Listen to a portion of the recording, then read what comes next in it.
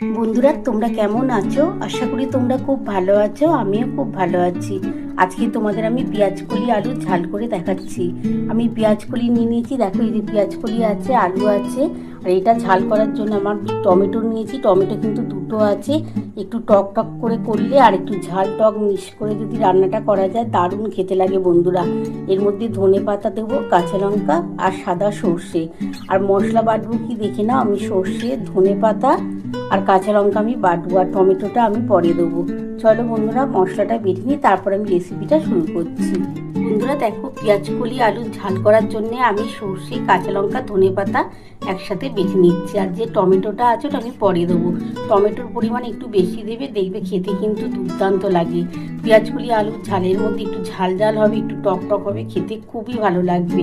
চলো বন্ধুরা, মশলাটা বেটে নিই, তারপর আমি রেসিপিটা শুরু করছি। বন্ধুরা দেখো, পেঁয়াজকলি আলু ঝাল করার জন্য কড়া বসিয়ে দিয়েছি। এবার কড়ার মধ্যে আমি সরষের তেল দিয়ে দিচ্ছি। সরষের তেলটা গরম হলে আমি কিন্তু কালো জিরে ফোড়ন দেবো, দিয়ে আমি আলু আর পেঁয়াজকলিকে একসাথে ভাজবো।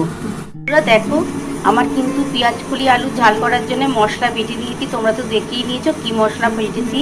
আমি এর মধ্যে ধনে পাতা আছে, কাঁচা লঙ্কা আছে, সাদা সর্ষে আছে, একসাথে বেটে নিয়েছি। এবার এই যে বন্ধুরা দেখো, কড়ার মধ্যে তেল বসিয়ে দিয়েছিলাম, তেলটা কিন্তু আমার গরম হয়ে গেছে। এবার এর মধ্যে আমি একটুখানি কালো জিরে ফোড়ন দেবো, দিয়ে তারপরে কিন্তু আলু আর পেঁয়াজকলিকে একসাথে আমি ভাজবো। বন্ধুরা আমি কালো জিরে ফোড়ন দিয়ে দিলাম।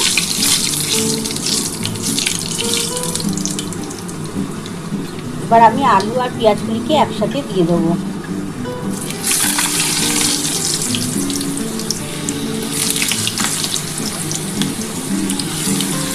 আর প্রথমে আলুটা দিয়ে দিলাম বন্ধুরা।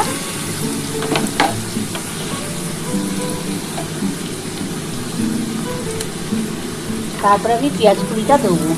পেঁয়াজকলি আলুতে কিন্তু আমি একবারে যেমন ভাজা হয় না, ওর আমি একটু লাল লাল করে ভাজবো।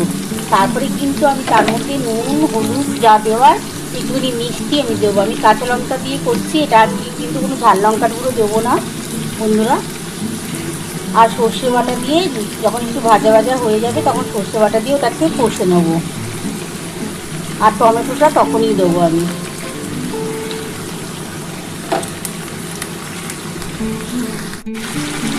বন্ধুরা এবার দেখো, আলু আর পেঁয়াজ কুচিটাকে একসাথে দিয়ে দিয়েছি, আর কালো জিরে তো ফোড়ন দিয়েছি। এটা ভালো করে একটুখানি ভাজা ভাজা করে নিই বন্ধুরা।